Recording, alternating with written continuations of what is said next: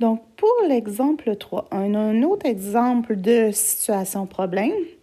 Puis, au lieu d'être, les données sont toutes marquées en mots, bien, on les a sous forme de tableau. Et ça, je vous dis, c'est le style de problème du ministère qui aime bien gros.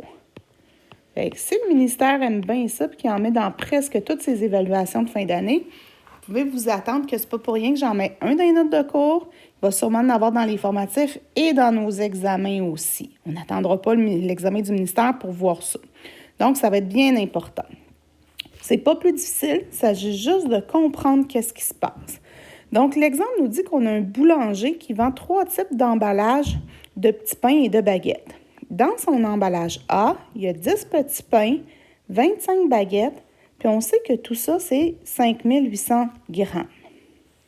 B, il y a 15 petits pains, 12 baguettes et que ça pèse 3600 grammes. Et là, qu'est-ce qu'il nous demande? Il nous demande de trouver la masse de l'emballage C.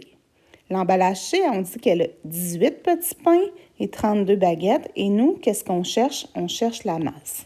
Donc, première chose, toujours aller identifier nos variables.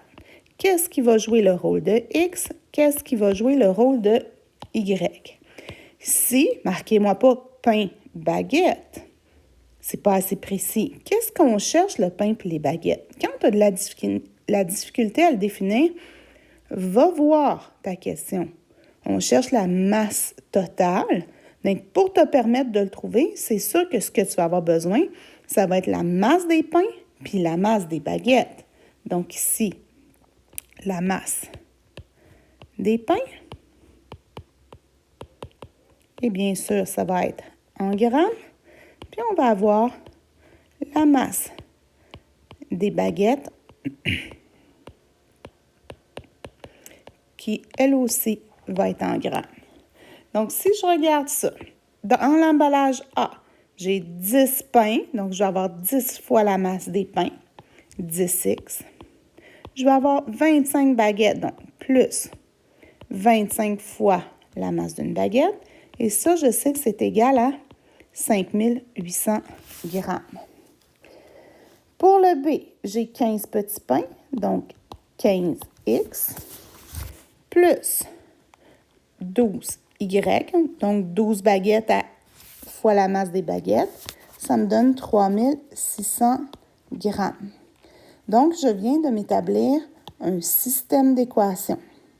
Si je viens résoudre le système d'équations, donc deuxième étape, mon système, donc troisième étape, il faut venir résoudre pour trouver la valeur de x et de y. Donc, ici, j'ai deux équations dont aucune des variables n'est isolée. Donc, qu'est-ce que je vais prendre? Je vais prendre la méthode de réduction. On se souvient, pour faire la méthode de réduction, il faut venir additionner nos équations pour créer une troisième équation qui va passer par le même point de rencontre. Puis en faisant ça, il faut venir éliminer une des variables. Donc, moi, j'ai décidé que j'allais venir éliminer les x. Si je veux éliminer les x, il faut que je vienne les multiplier. On se souvient qu'on a dit que quand on multiplie une équation complète par le même nombre, ça ne change rien à l'équation. Donc, je vais venir multiplier la première par 15, puis la deuxième par moins 10. Donc, comme ça, je vais me retrouver avec 150x et moins 150x. Donc, ça va s'annuler quand je vais les additionner. Donc, je vais me retrouver avec 150x. 15 fois 25y, ça me donne 375y. Puis 15 fois 5800, ça me donne 87 000. Pour la deuxième, je vais multiplier par moins 10. Ça va me donner moins 150x. 12 fois moins 10, moins 120y. Et 3600 fois moins 10, moins 36 000. Je vais venir additionner mes deux. Donc, les x s'annulent. Il va me rester 255y qui est égal à 51 000. si je veux avoir le Y, je vais diviser par 255. Je le fais d'un côté, je le fais de l'autre. Donc, je vais me retrouver que Y est égal à 200. Donc, ce que je viens de trouver, c'est que la masse d'une baguette, c'est 200. Il faudrait bien que je vienne aussi trouver, quatrièmement, le X. Donc, parce que moi, je veux le point de rencontre, donc je veux X et Y. Je prends n'importe laquelle de mes équations.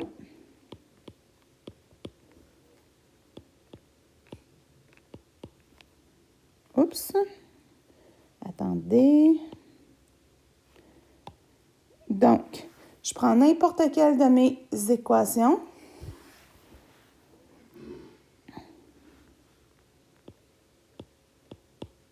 Je vais prendre la première.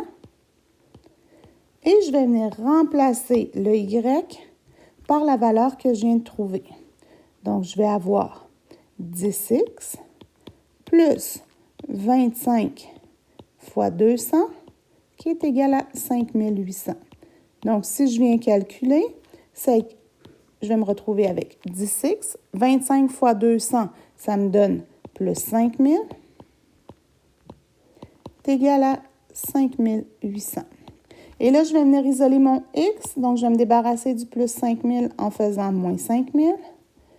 Je le fais d'un côté, je le fais de l'autre. Il va me rester 10x est égal à 800. Et moi, ce que je veux, c'est X. Je vais me débarrasser du fois 10 qui est devant en divisant par 10. Donc, je vais me retrouver que X est égal à 80. Donc, X, c'est la masse des pains. Un pain va peser 80 grammes. Donc, mon couple solution, c'est le couple 80-200. Mais là, je n'ai pas répondu à la question. Étape 5. Quelle va être la masse de l'emballage C? Bien, tout ce que j'ai à faire pour trouver la masse de l'emballage C,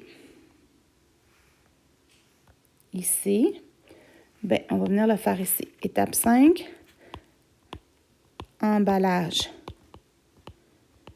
C, bien, c'est de venir calculer la masse de mes 18 pains puis de mes 32 baguettes. Donc, qu'est-ce que je vais faire? Je vais faire 10 fois 80 plus 32 fois 200. Ça va me donner un grand total de 7840 grammes. Et là, vu que c'est une situation en mots, avec une question en mots, je me dois de répondre avec des mots. Donc, réponse. La masse de l'emballage C